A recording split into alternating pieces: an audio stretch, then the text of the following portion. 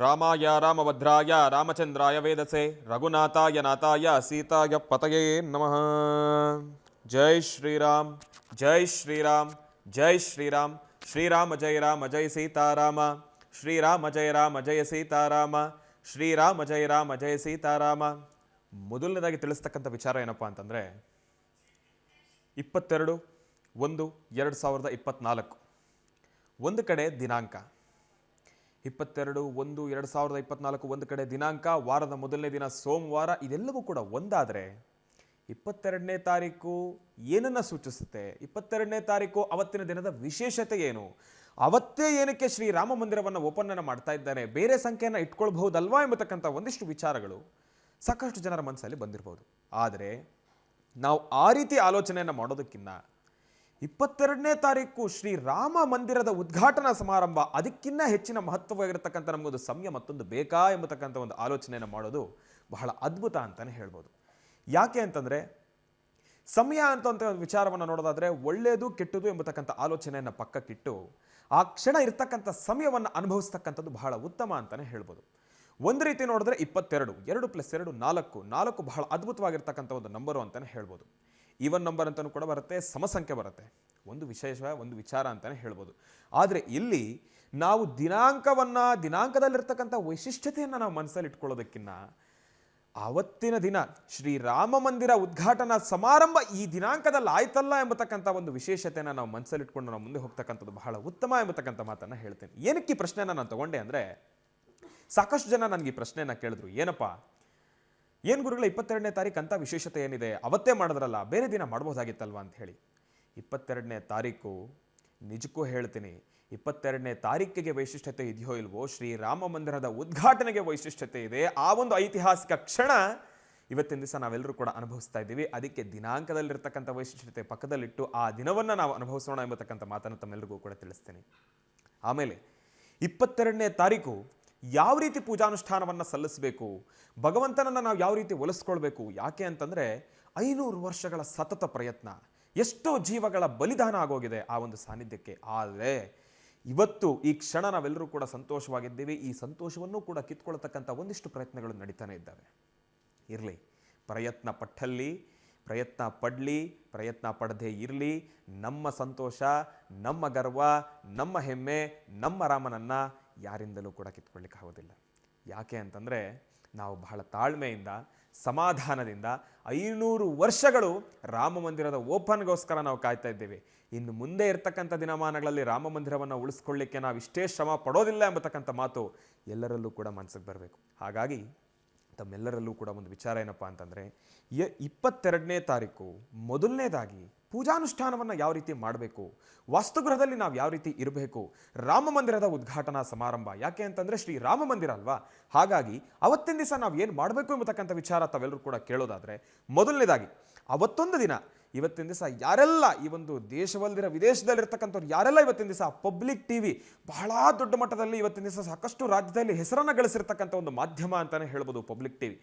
ಅಂತಹ ಪಬ್ಲಿಕ್ ಟಿವಿಯ ವೀಕ್ಷಕದ ಸಮಸ್ತ ವೀಕ್ಷಕ ಪ್ರಭುಗಳು ತಮ್ಮೆಲ್ಲರೂ ಕೂಡ ಒಂದು ಮನವಿ ಮಾಡ್ಕೊಳ್ತಕ್ಕಂಥದ್ದೇನಪ್ಪ ಅಂತಂದರೆ, 22ನೇ ತಾರೀಕು ಮೊದಲನೇದಾಗಿ ತಾವೆಲ್ಲರೂ ಬೆಳಗಿನ ಜಾವ ಬೇಗ ಎದ್ದು ತಲೆಗೆ ಒಂದು ಹನಿ ಹಾಲನ್ನು ಹಾಕೊಂಡು ಸ್ನಾನವನ್ನು ಮಾಡಿ ಸಂಪೂರ್ಣವಾಗಿ ತಾವು ಶುದ್ಧಿಯನ್ನು ಮಾಡಿ ನಿಮ್ಮ ಶೌಚಾದಿಗಳೆಲ್ಲವನ್ನೂ ಕೂಡ ತಾವು ನೋಡಿಕೊಂಡು ಅವತ್ತಿನ ದಿನ ಸಂಪೂರ್ಣವಾಗಿ ಗೋಮೂತ್ರದಿಂದ ನಿಮ್ಮ ಮನೆಯೆಲ್ಲ ಸಾರಿಸಿ, ಮನೆ ಮುಂದೆ ಕಸವನ್ನು ಗುಡಿಸಿ, ರಂಗೋಲಿಯನ್ನು ಹಾಕಿ ಸಂಭ್ರಮದಿಂದ ಇಡೀ ಒಂದು ಮನೆಯನ್ನೇ ತೋರಣವನ್ನು ಹಾಕಿ ಅವತ್ತಿನ ಸಂಭ್ರಮದಿಂದ ಆಚರಣೆಯನ್ನು ಮಾಡಬೇಕು. ಹೇಗೆ ಸಂಕ್ರಾಂತಿ, ಯುಗಾದಿ ಈ ಹಬ್ಬ ಹರಿದಿನಗಳನ್ನು ನಾವು ಆಚರಣೆಯನ್ನು ಮಾಡ್ತೀವೋ, ಅದೇ ರೀತಿ ಶ್ರೀರಾಮ ಮಂದಿರದ ಉದ್ಘಾಟನಾ ಸಮಾರಂಭ ಅಂತಂದರೆ ನಮಗೆ ಅಷ್ಟೇ ಒಂದು ಹಬ್ಬದ ಒಂದು ವಾತಾವರಣನೇ ಸೃಷ್ಟಿಯಾಗಬೇಕು. ಹಾಗಾಗಿ ವಾಸ್ತುಗೃಹದಲ್ಲಿರ್ತಕ್ಕಂಥವ್ರು ತಾವೆಲ್ಲರೂ ಕೂಡ ಈ ರೀತಿಯಾಗಿರ್ತಕ್ಕಂಥ ಒಂದು ಆಚರಣೆಯನ್ನು ಮಾಡಿ, ಶ್ರೀರಾಮ ಮಂದಿರನ ಮೂರ್ತಿಯನ್ನು ಇಟ್ಕೊಳ್ತಕ್ಕಂಥದ್ದಾದ್ರೂ ಕೂಡ ಪರವಾಗಿಲ್ಲ, ಒಂದು ಫೋಟೋವನ್ನು ಇಟ್ಕೊಳ್ತಕ್ಕಂಥದ್ದಾದ್ರೂ ಕೂಡ ಪರವಾಗಿಲ್ಲ, ಒಂದು ಭಗವಂತನ ಒಂದು ಚಿತ್ರಣವನ್ನು ಮನೆಯಲ್ಲಿ ಸ್ಥಾಪನೆಯನ್ನು ಮಾಡಿ ಆ ಸಮಯಕ್ಕೆ ತಾವೆಲ್ಲರೂ ಕೂಡ ಭಗವಂತನಿಗೆ ಬಹಳ ವಿಶೇಷವಾಗಿರ್ತಕ್ಕಂಥ ಪೂಜಾನುಷ್ಠಾನವನ್ನು ಸಲ್ಲಿಸಿ ಪೂಜೆಯನ್ನು ಮಾಡಿ ಎಂಬತಕ್ಕಂಥ ಮಾತನ್ನು ಹೇಳಿದ ತಕ್ಷಣ ತಾವ್ಯಾರು ಕೂಡ ಭಯಭೀತರಾಗ್ತಕ್ಕಂಥದ್ದು ಬೇಡ. ಭಗವಂತನಿಗೆ ಬಹಳ ವಿಶೇಷವಾಗಿರ್ತಕ್ಕಂಥ ಪೂಜಾನುಷ್ಠಾನವನ್ನು ಸಲ್ಲಿಸ್ತಕ್ಕಂಥದ್ದು.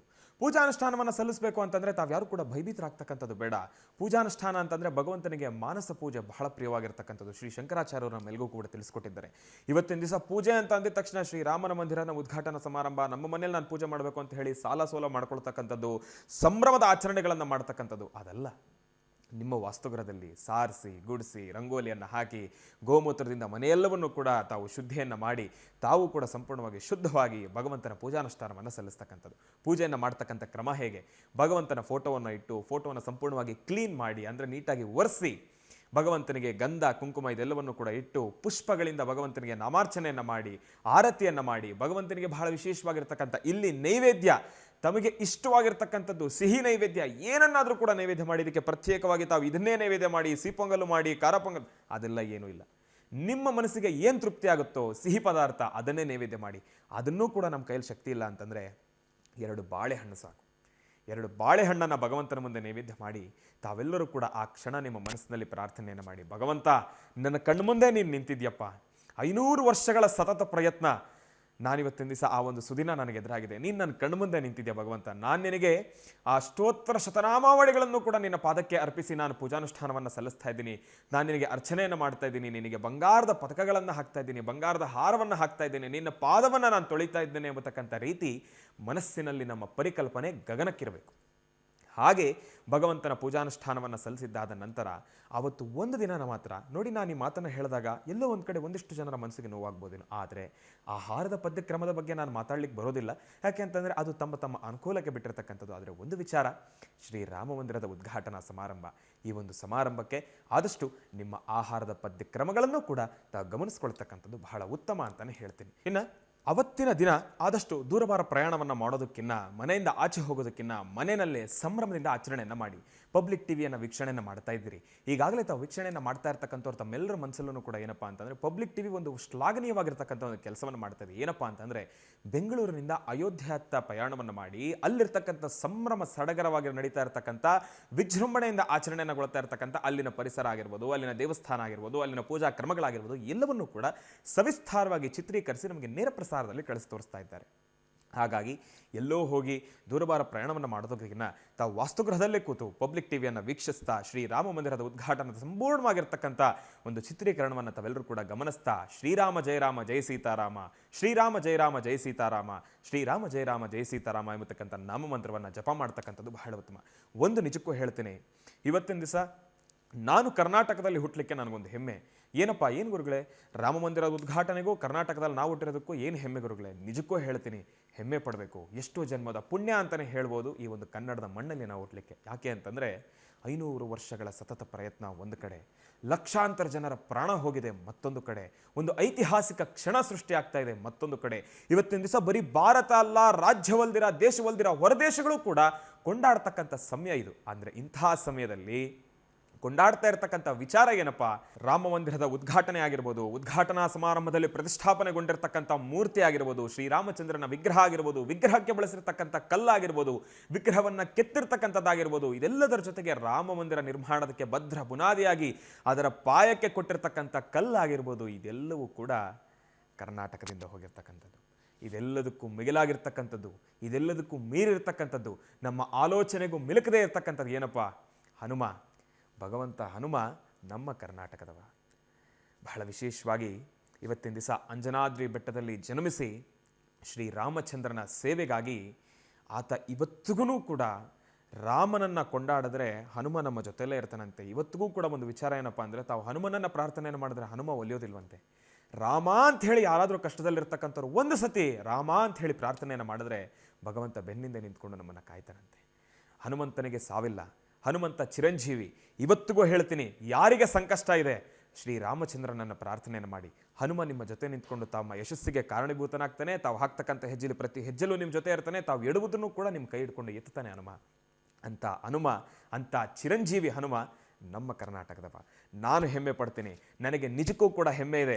ಈ ಶ್ರೀರಾಮ ಮಂದಿರದ ಉದ್ಘಾಟನೆಗೆ ಇವತ್ತಿನ ದಿವಸ ಏನೇನೋ ಕಳ್ಕೊಂಡಿದ್ದೇವೆ, ಆದರೆ ಆ ಕಳ್ಕೊಂಡಿರ್ತಕ್ಕಂಥದ್ದು ಎಷ್ಟಾದ್ರೂ ಕೂಡ ಆದರೆ ಕಳ್ಕೊಳ್ಳೋದ್ರ 10ರಷ್ಟು ಸಂತೋಷವನ್ನು ಇವತ್ತಿನ ದಿವಸ ನಾವು ಅನುಭವಿಸ್ತಾ ಇದ್ದೀವಿ. ಕಳ್ಕೊಂಡಿರ್ತಕ್ಕಂಥ ನೋವು ಒಂದು ಕಡೆ ಇದೆ, ನಾನು ಇಲ್ಲ ಅಂತ ಹೇಳೋದಿಲ್ಲ, ಆದರೆ ಕಳ್ಕೊಂಡಿರ್ತಕ್ಕಂಥ ಎಲ್ಲ ಆತ್ಮಗಳು, ಎಲ್ಲ ಜೀವಿಗಳಿಗೂ ಕೂಡ ಯಾರೆಲ್ಲ ಅದಕ್ಕೆ ಶ್ರಮ ಪಟ್ಟಿದ್ದಾರೋ ಅವರೆಲ್ಲರ ಆತ್ಮಕ್ಕೂ ಕೂಡ ಶಾಂತಿ ಸಿಗಲಿ, ಶ್ರೀರಾಮಚಂದ್ರನ ಸಂಪೂರ್ಣ ಕೃಪಾಶೀರ್ವಾದ ಸಿಗಲಿ.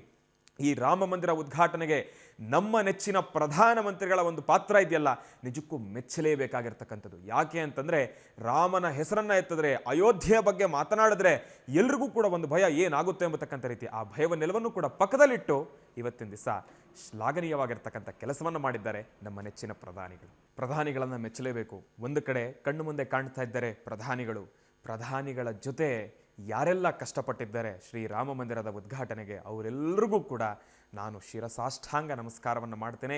ಅವರೆಲ್ಲರಿಗೂ ಕೂಡ ನಾನು ಹೃದಯಪೂರ್ವಕ ನಮನವನ್ನು ತಲುಪಿಸ್ತೇನೆ. ಯಾಕೆ ಅಂತಂದರೆ, ಇವತ್ತಿನ ದಿವಸ ಯಾರೆಲ್ಲ ಶ್ರಮ ಪಟ್ಟಿದ್ದೀರಿ, ನಿಮ್ಮ ಶ್ರಮಕ್ಕೆ ತಕ್ಕ ಪ್ರತಿಫಲ, ನಿಮ್ಮ ಶ್ರಮ ಇವತ್ತಿನ ದಿವಸ ಎಷ್ಟೋ ಜನರ ಕನಸು ಈಡೇರಿರ್ತಕ್ಕಂಥದ್ದಿದೆ. ಆ ಸಮಯ ನೀವೇನೇನೇನೋ ಕಳ್ಕೊಂಡಿರ್ಬೋದು, ಆದರೆ ಆ ಕಳ್ಕೊಂಡಿರ್ತಕ್ಕಂಥದ್ದು ಯಾವುದು ಕೂಡ ಗಮನಕ್ಕೆ ತಗೊಳ್ಬೇಡಿ. ಶ್ರೀರಾಮಚಂದ್ರನ ಸಂಪೂರ್ಣ ಕೃಪಾಶೀರ್ವಾದದಿಂದ ಇನ್ನಷ್ಟು ಅಧಿಕ ಆಗಲಿ. ಯಾರೆಲ್ಲ ಇವತ್ತು ಈ ಒಂದು 22ನೇ ತಾರೀಕು ಏನಿದೆ ಶ್ರೀರಾಮ ಮಂದಿರದ ಉದ್ಘಾಟನಾ ಸಮಾರಂಭದಲ್ಲಿ, ಅವತ್ತಿನ ದಿವಸ ತಾವೆಲ್ಲರೂ ಕೂಡ ಸಂತೋಷವಾಗಿರಬೇಕು. ಯಾಕೆ ಅಂತಂದರೆ, ಇದು ಭಾರತಕ್ಕೆ ಒಂದು ಹೆಮ್ಮೆ. ನೆಚ್ಚಿನ ಪ್ರಧಾನಿಗಳು ಒಂದು ಮಾತು ಹೇಳಿದ್ದಾರೆ, ಅವತ್ತಿನ ದಿವಸ ಹರ್ ಘರ್ ಮೇ ದಿವಾಲಿ ಬನಾನಾ ಚಾಹಿಯೆ ಅಂತಂದರೆ, ಪ್ರತಿಯೊಂದು ಮನೆಯಲ್ಲೂ ಕೂಡ ದೀಪಾವಳಿಯನ್ನು ಆಚರಣೆಯನ್ನು ಮಾಡಬೇಕು ಅಂತ ಹೇಳಿ ನಾವೆಲ್ಲರೂ ಕೂಡ ದೀಪಾವಳಿ ಹಬ್ಬವನ್ನು ಎಷ್ಟು ಸಂಭ್ರಮದಿಂದ ಆಚರಣೆ ಮಾಡ್ತೀವೋ, ಅದು ಅದಕ್ಕಿಂತ 10ರಷ್ಟು ಸಂಭ್ರಮದಿಂದ ದೀಪಾವಳಿ ಹಬ್ಬವನ್ನು ಆಚರಣೆಯನ್ನು ಮಾಡಲೇಬೇಕು. ದೀಪಾವಳಿ ಹಬ್ಬವನ್ನು ಆಚರಣೆಯನ್ನು ಮಾಡಬೇಕು ಅಂತಂದರೆ ಪಟಾಕಿಗಳನ್ನು ಹೊಡಿತಕ್ಕಂಥದ್ದಲ್ಲ, ದೀಪಗಳನ್ನು ಹಚ್ಚೋಣ, ದೀಪಾವಳಿಯನ್ನು ಮಾಡೋಣ. ಯಾಕೆ ಅಂತಂದರೆ 500 ವರ್ಷಗಳ ಆ ಒಂದು ಕತ್ತಲೆ ಹೋಯಿತು, ಬೆಳಕು ಬಂದಾಯಿತು. ಕತ್ತಲಿನಿಂದ ಬೆಳಕಿನೆಡೆಗೆ ಅಂಧಕಾರ ಹೋಯಿತು. ಇವತ್ತಿನ ದಿವಸ ಜ್ಞಾನ ಇದೆ, ಒಂದು ಅದ್ಭುತವಾಗಿರ್ತಕ್ಕಂಥ ಒಂದು ಬೆಳಕಿದೆ. ಆ ಬೆಳಕನ್ನು ಎಲ್ಲರೂ ಕೂಡ ಸಂಭ್ರಮದಿಂದ ಆಚರಣೆಯನ್ನು ಮಾಡೋಣ. ಒಂದು ಸತಿ ಗುರೂಜಿಯವರು ತಿಳಿಸಿದ ಹಾಗೆ ಸ್ಯಾಟಲೈಟ್ ವ್ಯೂವನ್ನು ನೋಡಿದ್ರೆ ಇಡೀ ನಮ್ಮ ಭಾರತ ಪೂರ್ತಿ ಜ್ಯೋತಿರ್ಮಯವಾಗಿರಬೇಕು, ದೀಪಗಳಿಂದ ತುಂಬಿದಿರಬೇಕು, ಸಂಪೂರ್ಣವಾಗಿ ಕೇಸರಿಮಯವಾಗಿರಬೇಕು. ಕೇಸರಿನಂದನ ಹನುಮಂತನನ್ನ ಪ್ರಾರ್ಥನೆಯನ್ನು ಮಾಡ್ತಾ, ಶ್ರೀರಾಮಚಂದ್ರನನ್ನ ಪ್ರಾರ್ಥನೆಯನ್ನು ಮಾಡ್ತಾ ತಮ್ಮೆಲ್ಲರಿಗೂ ಕೂಡ ಒಳ್ಳೆಯದಾಗಲಿ. ಪ್ರತಿಷ್ಠಾಪನೆಗೆ ನಮ್ಮ ಕರ್ನಾಟಕದಿಂದ ಸಾಕಷ್ಟು ಒಂದು ಒಂದು ವಿಚಾರಗಳಾಗಿದೆ. ಏನಪ್ಪಾ ಅಂದ್ರೆ, ಒಂದು ಕಲ್ಲಿನಿಂದ ಹಿಡಿದು ಒಬ್ಬ ಶಿಲ್ಪಿ, ಶ್ರೀರಾಮನ ಒಂದು ಮೂರ್ತಿಯನ್ನು ಕೆತ್ತನೆಯನ್ನು ಮಾಡಿರ್ತಕ್ಕಂಥ ಶಿಲ್ಪಿ ಕೂಡ ನಮ್ಮ ಕರ್ನಾಟಕದವ ಅಂತ ಹೇಳಿ ನಮಗೊಂದು ಹೆಮ್ಮೆ ಇದೆ ಅಂತಲೂ ಕೂಡ ತಿಳಿಸ್ತಾ ಇದ್ದೆ. ಇದೆಲ್ಲವೂ ಕೂಡ ಒಂದಾಯಿತು. ಇನ್ನು ಅಯೋಧ್ಯೆ, ಆ ಸಮಯದಲ್ಲಿ ಶ್ರೀರಾಮಚಂದ್ರನ ಉದ್ಘಾಟನಾ ಸಮಾರಂಭ, ಆ ಒಂದು ಲೋಕಾರ್ಪಣೆಗೊಳ್ತಾ ಇರತಕ್ಕಂಥ ಸಮಾರಂಭ, ಪ್ರಾಣ ಪ್ರತಿಷ್ಠಾಪನೆ ಕ್ರಿಯೆ ಹೇಗಾಗುತ್ತೆ, ಆ ಒಂದು ಕ್ರಮಗಳು ಹೇಗಿರುತ್ತೆ ಎಂಬತಕ್ಕಂಥ ಮಾಹಿತಿಯನ್ನು ತಿಳಿಸೋದಾದ್ರೆ, ಬಹಳ ವಿಶೇಷವಾಗಿ ಅಲ್ಲೂ ಕೂಡ ಬಹಳ ದೊಡ್ಡ ಮಟ್ಟದಲ್ಲಿರ್ತಕ್ಕಂಥ ಪೂಜಾನುಷ್ಠಾನ ಆಗುತ್ತೆ.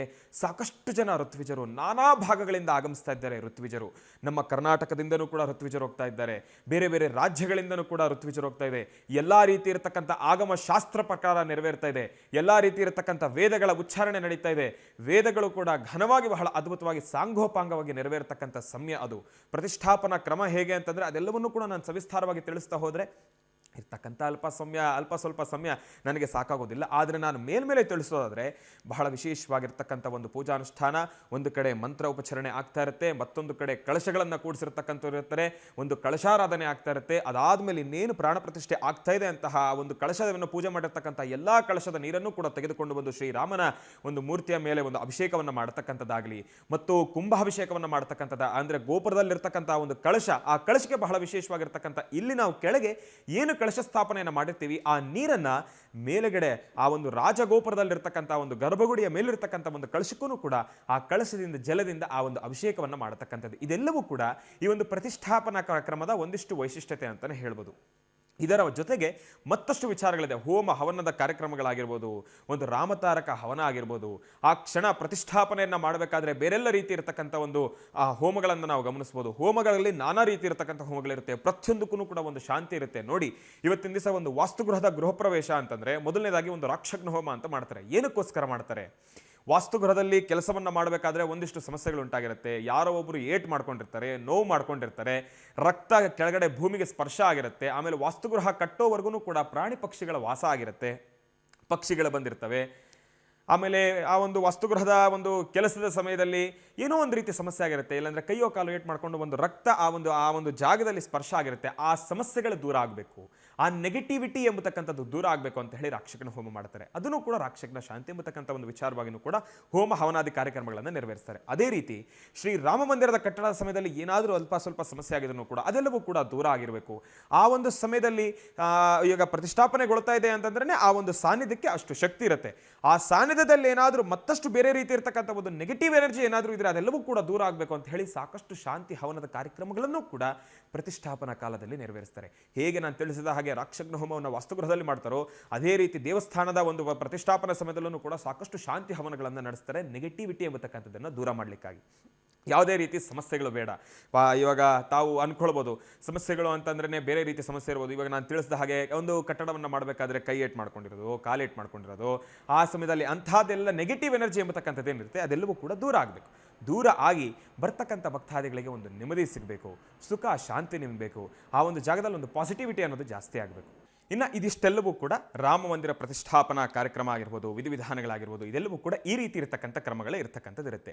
ಪ್ರತಿಷ್ಠಾಪನಾ ಕಾರ್ಯಕ್ರಮದಲ್ಲಿ ರಾಮ ಮಂತ್ರವನ್ನು ನಿರಂತರವಾಗಿ ಜಪವನ್ನು ಮಾಡಿ ಭಗವಂತನಿಗೆ ಬಹಳ ವಿಶೇಷವಾಗಿರತಕ್ಕಂಥ ಪೂಜಾನುಷ್ಠಾನವನ್ನು ಸಲ್ಲಿಸ್ತಕ್ಕಂಥದ್ದೇ ಪ್ರತಿಷ್ಠಾಪನಾ ಕ್ರಮ ಅಂತಲೇ ಹೇಳ್ಬೋದು.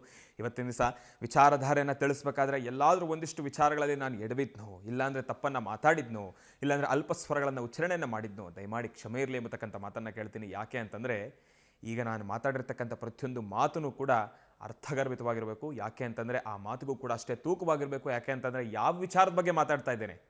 ರಾಮ ಮಂದಿರದ ಉದ್ಘಾಟನಾ ವಿಚಾರವಾಗಿ. ಯಾಕೆ ಅಂತಂದರೆ ಶ್ರೀರಾಮಚಂದ್ರನ ಅನುಗ್ರಹ ಎಲ್ರಿಗೂ ಕೂಡ ಬೇಕು. ಆ ಒಂದು ವಿಚಾರವನ್ನು ಬರೋದಾದರೆ ನನ್ನ ಮನಸ್ಸಲ್ಲಿ ಯಾವತ್ತಿಗೂ ಕೂಡ ಒಂದು ಕಿಚ್ಚಿದೆ, ಏನಪ್ಪ ಇನ್ನು ಮುಂದಿನ ದಿನಮಾನಗಳಲ್ಲಿ ಏನಾದರೂ ಸಮಸ್ಯೆ ಆದ್ರೂ ಕೂಡ ನಾವೆಲ್ಲರೂ ಕೂಡ ಜೊತೆಯಲ್ಲಿ ನಿಂತು ಶ್ರೀರಾಮಚಂದ್ರನ ಈ ಒಂದು ದೇವಸ್ಥಾನದ ಜೊತೆ ನಾವೆಲ್ಲರೂ ಕೂಡ ಜೊತೆಯಲ್ಲಿ ನಿಂತ್ಕೊಳ್ತೀವಿ. ಎಂತಹ ಸಮಸ್ಯೆಗಳು ಬರಲಿ, ಏನೊಂದು ಸಮಸ್ಯೆಗಳು ಬರಲಿ, ನಾವೆಲ್ಲರೂ ಮುಂದೆ ನಿಂತು ಇದು ನನ್ನ ಸಮಸ್ಯೆ ಅಂತ ಹೇಳಿ ನಾವೆಲ್ಲರೂ ಕೂಡ ಒಂದು ಪ್ರತಿಧ್ವನಿಯನ್ನು ನಾವು ಏರಿಯಾಗಿ ಎತ್ತುತ್ತೀವಿ ಎಂಬತಕ್ಕಂಥ ಮಾತನ್ನು ತಿಳಿಸ್ತಾ ಮತ್ತೊಮ್ಮೆ ಹೇಳ್ತೇನೆ, ಮಗದೊಮ್ಮೆ ಹೇಳ್ತೇನೆ, ಜೈ ಶ್ರೀರಾಮ್, ಜೈ ಶ್ರೀರಾಮ್, ಜೈ ಶ್ರೀರಾಮ್.